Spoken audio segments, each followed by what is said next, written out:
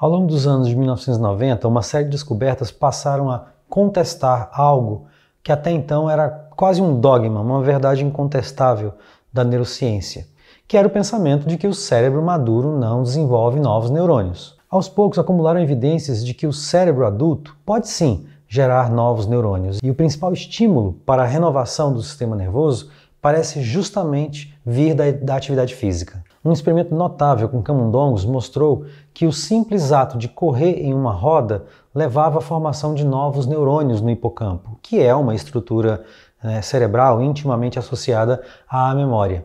Desde então, outros estudos estabeleceram que o exercício também tem efeitos positivos no cérebro humano, em especial à medida que envelhecemos, e que permanecer fisicamente ativo pode até ajudar a reduzir o risco para doenças como a doença de Alzheimer e outras degenerações. Então a pergunta no final é: por que e como o exercício afeta o nosso cérebro? Esse é o tema do nosso vídeo de hoje. Mas antes, não se esqueça de se inscrever no nosso canal e compartilhar esse vídeo. A sua participação é fundamental para o sucesso do nosso conteúdo e para que ele chegue a mais pessoas.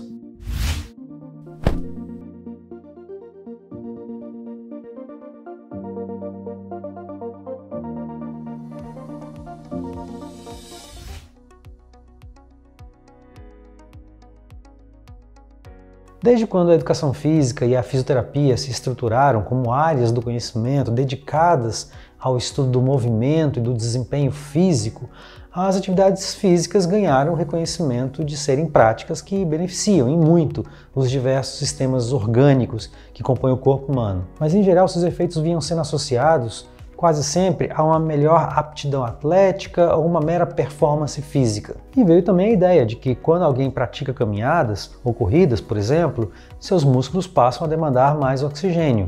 E, com o tempo, isso leva a uma adaptação, a melhor aptidão cardiorrespiratória em geral. Por muito tempo, essa foi vista como o principal mecanismo pelo qual pessoas fisicamente treinadas mostravam também ter maior rendimento em testes cognitivos. Ou seja, segundo essa perspectiva, o que faz um músculo ser bem oxigenado e nutrido também faria, em tese, um cérebro ser igualmente mais oxigenado e nutrido, justificando essa associação entre exercício e capacidade cognitiva. Essa hipótese, então, de um benefício passivo continua sendo bem aceita pela ciência e pelo público em geral. Inclusive, a maioria das pessoas acham que caminhar e correr são coisas que o corpo é capaz de fazer sem exigir grande esforço intelectual. Mas foi aberta uma nova avenida de explicações para os possíveis benefícios cognitivos do exercício, especialmente nas últimas 2 décadas, que parecem indicar que a coisa não é tão assim. Na verdade, o exercício físico parece conseguir exercer efeitos cognitivos que vão muito além do ato de alimentar e oxigenar o cérebro. Primeiro é preciso considerar quais estruturas, quais aspectos da estrutura cerebral e da cognição parecem ser mais responsivos ao exercício. Quando pesquisadores do Instituto Salk para Estudos Biológicos, liderado por Fred Gage e Henriette Heiprag, mostraram nos anos 90 que correr aumenta a formação de novos neurônios hipocampais em camundongos, eles perceberam que o processo parecia estar ligado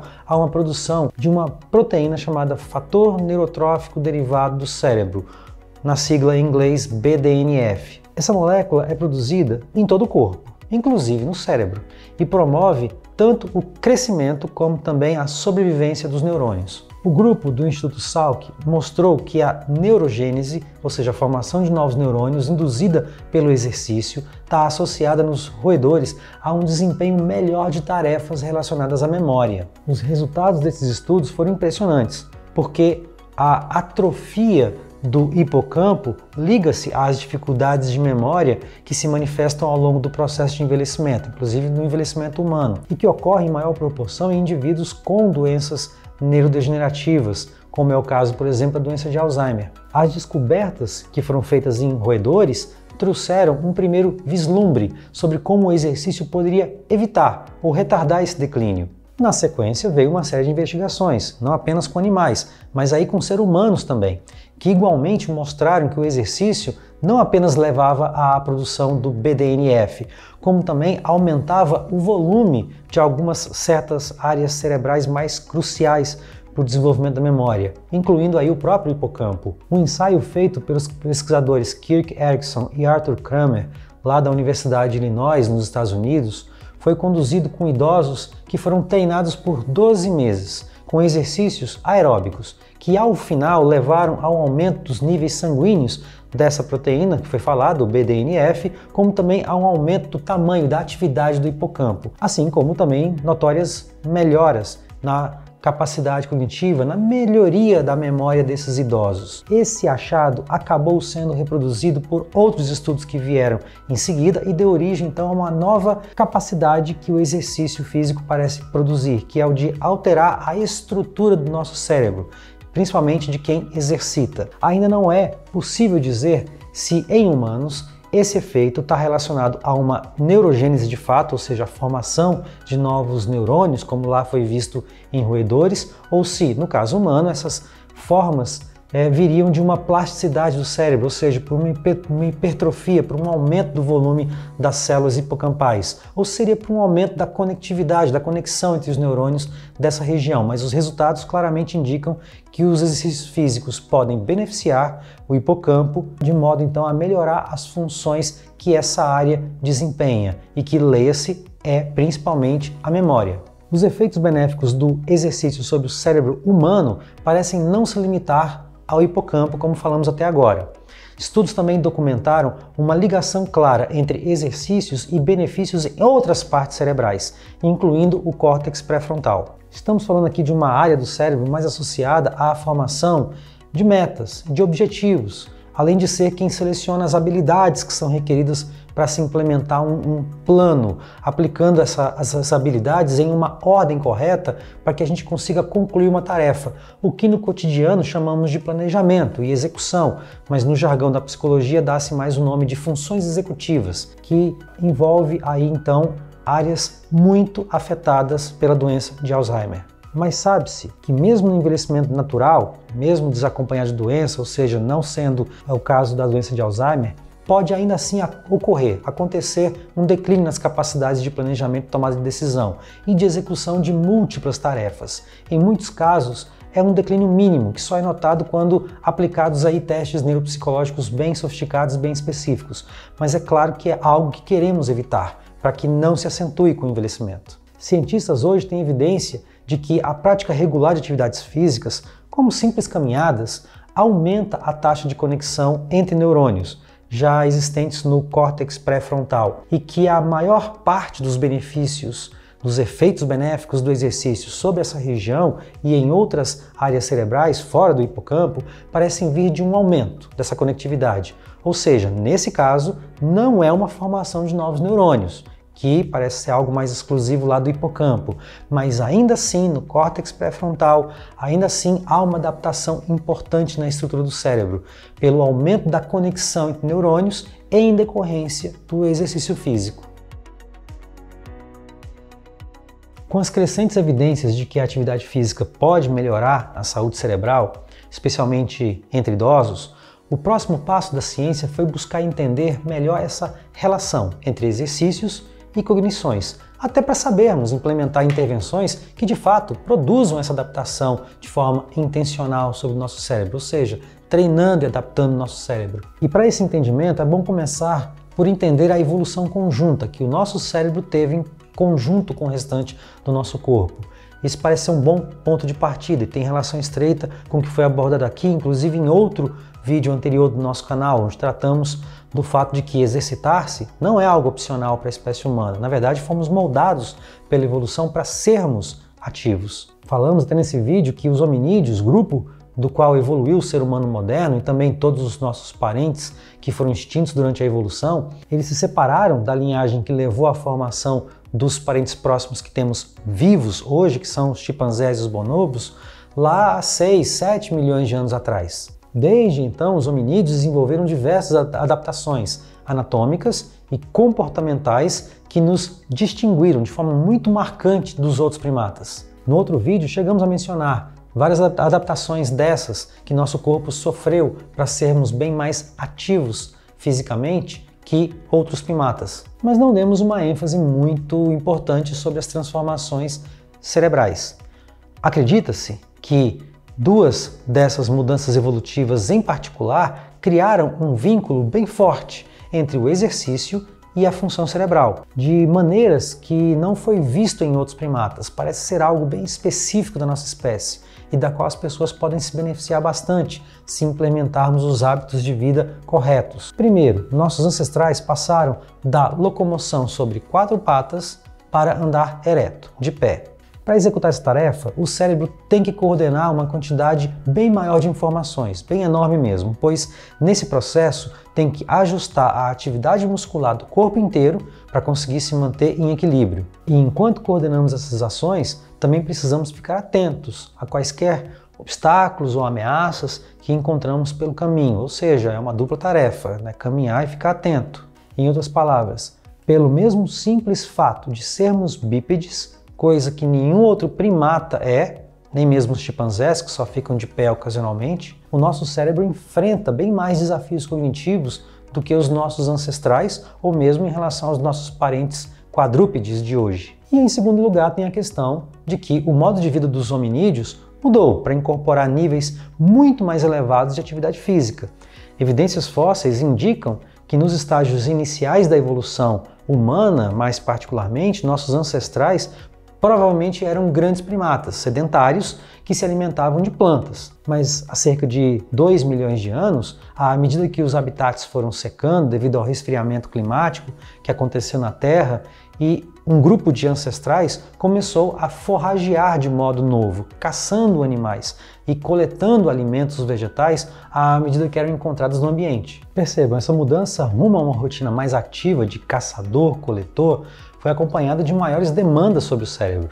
Quando estavam forrageando um lugar novo, os caçadores-coletores tinham de examinar bem os arredores para ter certeza de que sabiam onde estavam os principais recursos, eles tinham que reconhecer o ambiente para fins de navegação espacial e tudo isso se baseia no hipocampo. Além disso, eles precisam buscar sinais de comida usando informações sensoriais, bem como também conhecimentos aprendidos em que o cérebro usa da memória de curto prazo, bem como também da de longo prazo, para ajustar suas decisões, suas tomadas de decisão, para planejar suas atividades, tarefas cognitivas que são sustentadas pelo hipocampo, bem como também pelo córtex pré-frontal, entre outras regiões.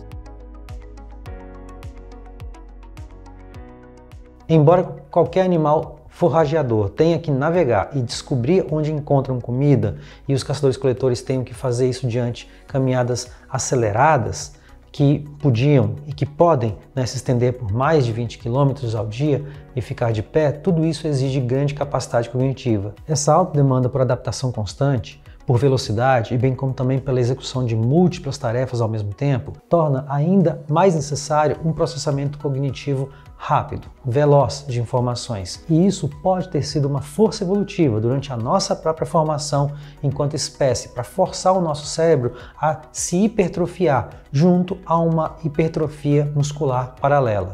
Ou seja, tão importante quanto o corpo poder construir músculo ao longo da vida, é ele também poder construir e adaptar cérebro ao longo da vida. E ainda melhor quando as duas coisas acontecem juntas. Mas apenas fazer mais exercício pode não atender à necessidade requerida para afastar um declínio cerebral, pois é possível que talvez nem sempre nos exercitemos de uma forma proveitosa para sustentar nosso desempenho cerebral. E por que eu digo isso?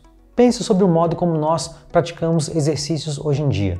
Muitas vezes vamos a uma academia, ficamos presos a um aparelho, estacionados, fazendo movimentos repetitivos, nem sequer podendo escolher, né, um canal para assistir nas TVs que passam embutidas na parede. Além disso, esses aparelhos eliminam parte da exigência de manter o equilíbrio corporal, que é um desafio cognitivo intrínseco da locomoção. Por tudo isso, a prática de exercícios dessa forma pode estar nos enganando. Nossos ancestrais evoluíram em um mundo imprevisível e algo que não era monótono.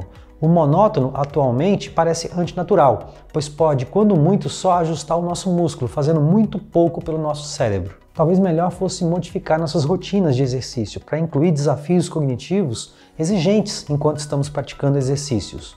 De fato, um volume crescente de pesquisas sugerem que exercícios cognitivamente estimulantes podem beneficiar o cérebro bem mais. Gerd Kemperman e seus colegas no Centro de Terapias Regenerativas de Dresden, por exemplo, exploraram em suas pesquisas essa via ao comparar o crescimento de novos neurônios no hipocampo de camundongos quando estimulados por exercícios isoladamente, bem como também quando estimulados por exercícios combinados a um ambiente cognitivamente estimulante. Eles viram um efeito aditivo, ou seja, o exercício sozinho foi bom para o hipocampo, mas a combinação de exercícios físicos junto com desafios intelectuais conjuntamente foi ainda melhor, levando a uma formação de ainda mais neurônios novos no hipocampo. Parece então que usar o cérebro durante ou após o exercício, de repente escutando um audiobook que te faça raciocinar, parece estimular muito mais a sobrevivência neuronal.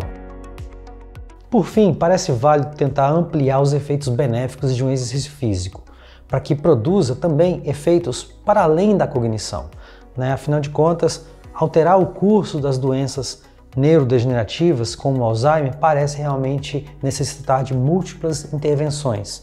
É o que vem fazendo pesquisadores que combinam exercícios físicos e desafios cognitivos em indivíduos idosos ao mesmo tempo, especialmente sobre aqueles que experimentam algum declínio cognitivo já importante. Alguns estudos testaram a aplicação simultânea de exercícios e intervenções cognitivas em pessoas com declínio cognitivo leve, que é uma condição mais branda, mas ainda assim associada a um risco aumentado da pessoa vir a evoluir para o Alzheimer. E os resultados sugerem que jogar um videogame, por exemplo, que é mentalmente desafiador, enquanto se pedala uma bicicleta ergométrica, parece conseguir estimular ainda mais a produção de BDNF na circulação, bem como também aumentar o volume hipocampal, mesmo entre aquelas pessoas que já têm certo declínio cognitivo. Tudo o que foi falado até agora nos remete à noção de que as práticas físicas são essenciais para produzir benefícios cerebrais também, e benefícios que vão além da melhor irrigação sanguínea do nosso cérebro. E são animadores, no sentido de sugerir que os exercícios físicos talvez sejam, por hoje, até agora, a única ferramenta comprovadamente eficaz para ajudar a retardar o desenvolvimento de uma doença como a demência de Alzheimer. Futuros trabalhos nos ajudarão a entender quais as melhores estratégias para ajudar pessoas com demências e também para ajudar a humanidade a deixar nossas academias e ginásios ainda muito mais benéficos, não apenas para os nossos músculos, mas também para os nossos cérebros. Obrigado por assistir esse vídeo até o final. Curta nosso vídeo e divulgue em suas redes sociais. Obrigado!